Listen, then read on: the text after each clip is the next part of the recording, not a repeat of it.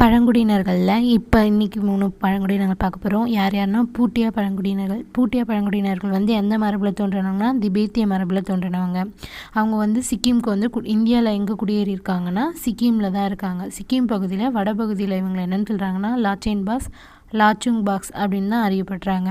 அது மட்டும் இல்லாமல் இவங்க சிக்கிம் மக்கள் தொகையில் மொத்தம் 14% பேர் இருக்காங்க. இவங்க கொண்டாடுற முக்கிய திருவிழா என்னென்னா லாசர் லாசுங்.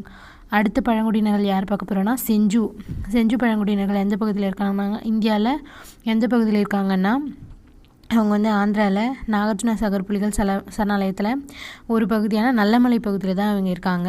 இவங்க இருக்கிற டிஸ்ட்ரிக்ட்லாம் கொடுத்துருக்காங்க.